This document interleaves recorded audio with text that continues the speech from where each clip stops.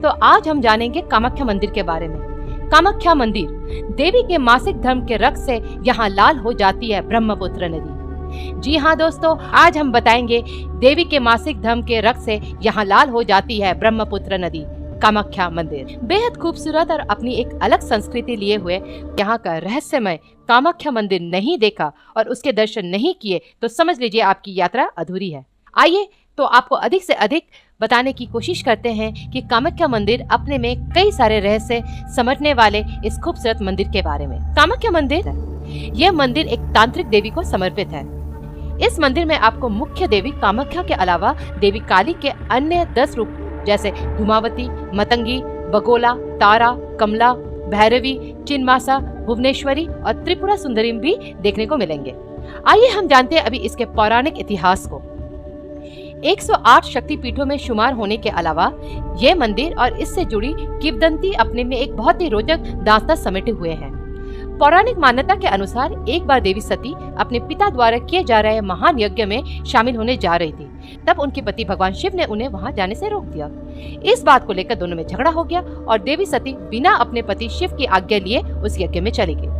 जब देवी सती उस यज्ञ में पहुंची तो वहां उनके पिता दक्ष प्रजापति द्वारा भगवान शिव का घोर अपमान किया गया। अपने पिता के द्वारा पति के अपमान को देवी सती सहन नहीं कर पाई और यज्ञ के हवन कुंड में ही कूदकर उन्होंने अपनी जीवन लीला समाप्त कर दी। जब ये बात भगवान शिव को पता चली तो वो बहुत ज्यादा क्रोधित हुए और उन्होंने दक्ष प्रजापति से प्रतिशोध लेने का निर्णय किया और उस स्थान पर पहुंचे जहाँ यह यज्ञ हो रहा था। उन्होंने अपनी पत्नी के मृत शरीर को निकालकर अपने कंधे में रखा और अपना विकराल रूप लेते हुए तांडव शुरू कर दिया। भगवान शिव के गुस्से को देखते हुए भगवान विष्णु ने अपना सुदर्शन चक्र छोड़ा, जिससे देवी के शरीर के कई टुकड़े हुए और जो कई स्थानों में गिरे, जिन्हें शक्तिपीठों के नाम से जाना जाता है। बताया जाता है कि देवी सती की गर्भ और योनि यहाँ आकर गिरे और जिससे इस शक्तिपीठ का निर्माण हुआ है। अब जानेंगे कि कैसे पड़ा इस मंदिर का नाम कामाख्या। एक बार एक श्राप के चलते कामदेव ने अपना पौरुष खो दिया, जिन्हें बाद में देवी शक्ति के जननांगों और गर्भ से ही इस श्राप से मुक्ति मिली। तब से ही यहाँ कामाख्या देवी की मूर्ति को रखा गया और उसकी पूजा शुरू हुई। कुछ लोगों का ये भी मानना है कि ये वही स्थान है जहाँ देवी सती और भगवान शिव के बीच प्रेम की शुरुआत हुई। संस्कृत भाषा में प्रेम को काम कहा जाता है, अतः इस मंदिर का नाम कामाख्या देवी रखा गया। अब हम आते हैं असली मुद्दे पे, देवी जिनसे होता है रक्त का प्रभाव।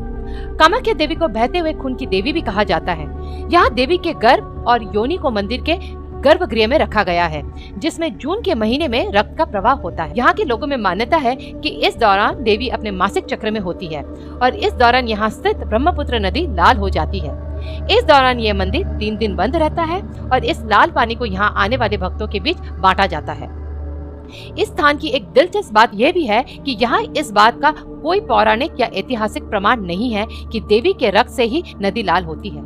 यहाँ रक्त के संबंध में कुछ लोगों का ये भी कहना है, इस समय नदी में मंदिर की पुजारियों द्वारा सिंदूर डाल दिया जाता है, जिससे यहाँ का पानी लाल प्रतीत होता है। यह मंदिर एक स्त्री की रचनात्मकता को दर्शाता है और ये बताता है कि स्त्री ही इस ब्रह्मांड की जननी है और हमें उसका सम्मान हर हाल में करना चाहिए। तो अब हमारे द्वारा इसको बताने और आपके द्वारा इसके जानने के बाद आप इस स्थान की यात्रा अवश्य करें और करीब से जाने इस स्थान के रहस्य और इससे जुड़ी किंवदंती को।